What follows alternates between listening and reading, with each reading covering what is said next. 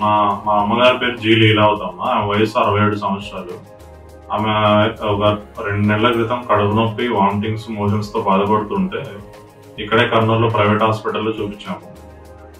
మాకు అక్కడ సేవలు నచ్చగా ఇక్కడ కిమ్స్ హాస్పిటల్ పేరు విని ఇక్కడ చూపించాము. వెంటనే ఎమర్జెన్సీలో అడ్మిట్ చేసుకుని డాక్టర్ జానకిరామ్ సార్ ఈ సర్జరీ గురించి చెప్పారు. అంటే ఇస్కీమియా అంటే ఆమె పేగులకు కొద్దిగా బ్లడ్ సప్లై, ఆక్సిజన్ సరిగా అందడం లేదు. దాని మూలంగా పేగులు అనేది కొద్ది భాగం చనిపోయిందని చెప్పారు. ఆ పేగుల్ని రిమూవ్ చేసి పేగుల్ని బయటకు పెట్టాలని చెప్పారు. దీంట్లో చాలా రిస్క్ ఉంటుంది అని చెప్పారు. చనిపోయే ప్రమాదం ఉంటుంది అని కూడా చెప్పారు. మే 24వ తారీఖు సర్జరీ జరిగింది.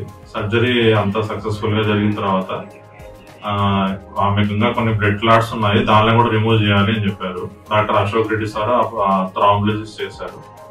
చేసిన తర్వాత ఐసీయూకి షిఫ్ట్ చేసి కొన్ని రోజుల తర్వాత వార్డుకి షిఫ్ట్ చేసిన తర్వాత మేము తర్వాత డిశ్చార్జ్ అయ్యి ఇంటికి వెళ్ళాము. ఇంటికి వెళ్ళిన తర్వాత స్టోమా అనేది పేగుల్ని బయటికి పెట్టి దానికి ఒక బ్యాగ్ పెట్టారు. అక్కడి నుంచి మోషన్స్ కనెక్ట్ అయ్యేది.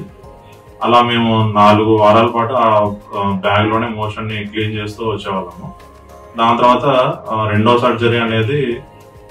సర్జరీ కూడా జరిగింది. ఆ స్టోమా అనేది ఏదైతే బయటికి పెట్టారో ఆ స్టోమాని లోపలికి వేసి కుట్లేసి 2 పేగుల్ని జోడించినారు. ఇందులో డాక్టర్ జానకిరామ్ సార్ మాకు చాలా హెల్ప్ఫుల్ గా ఉన్నారు.